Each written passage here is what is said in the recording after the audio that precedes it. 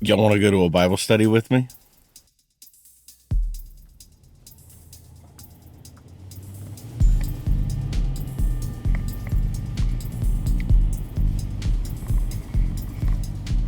The Bible studies with a group that I've just kind of met around Salina. One of them is from a restaurant. He's a waiter. Another guy is a neighbor of mine. Another guy actually works at the local brewery. And the other guy is actually someone who I've been discipling for years now.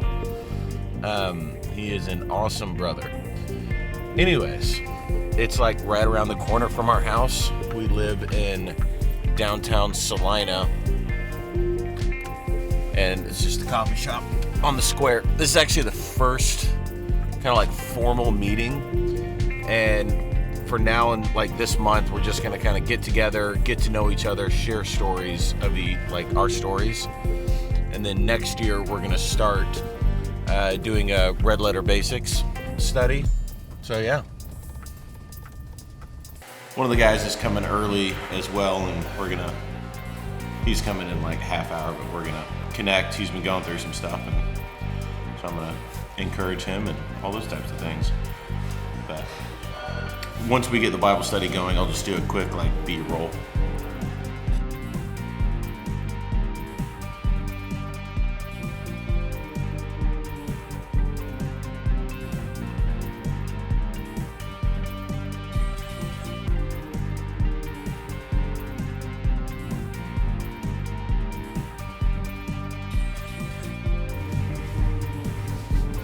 That was a great time. I love studying the Bible and helping other people do it. There's only two of the guys were able to show up. One guy overslept, the other guy's in California on a family trip. Anyways, what we're going to be doing is using Red Letter Basics to help us study and guide us through all the stuff like that. Blah, blah, blah. I'll see you back at the house, and I have things that I need to talk to you about.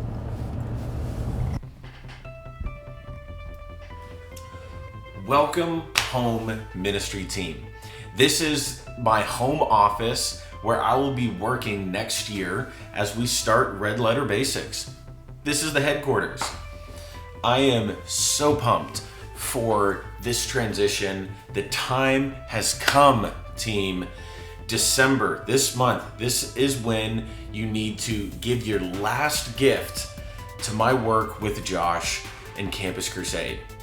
And then you can go over to redletterbasics.com/give, and there's a form that you can fill out. It's a secured online giving form that will process your monthly giving.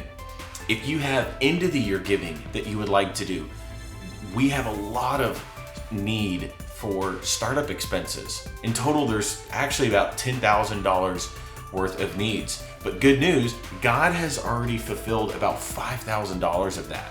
Roughly half of the need has been met. The rest of that financial need for the startup expenses includes a variety of stuff. One of the biggest items is actually for the month of January. That first month of this ministry transition, Sarah and I want to launch well into this new adventure, and we are actually taking a 30-day sabbatical. During that time, we're going to be traveling to a retreat center where there's a ministry that does specific coaching for Christian leaders who are on sabbatical. We'll be there for 6 days, and they will be walking us through a process to remember what God has brought us through, and to help recalibrate and send us forward into what He's calling us to next. Please be praying for that time. This is huge and very, very important. But there's also financial expenses with this, and your giving at the end of the year is going to help cover that. The second thing that I need to talk to you about in this video is actually about the vision for the first year of starting a ministry. What's the plan? The heart for next year is this: build, understand, and listen. The Lord has given me many different types of ministry experiences for the last 7 years. Looking back, I see how He has been preparing me for this new step of starting a ministry. The mission statement of Red Letter Basics is to help others know and listen to Jesus.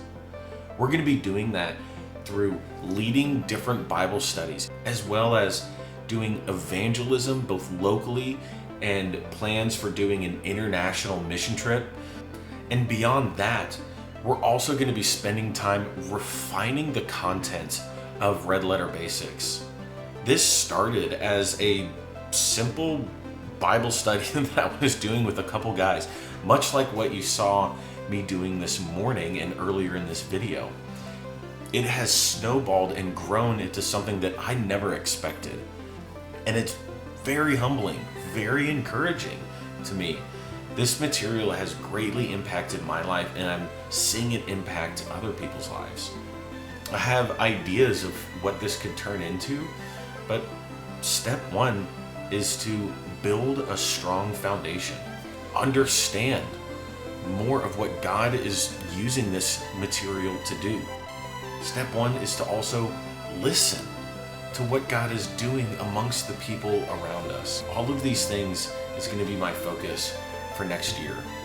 And as we go through this final month of 2022, my prayer is that you remember what God has brought you through and what He is calling you to next.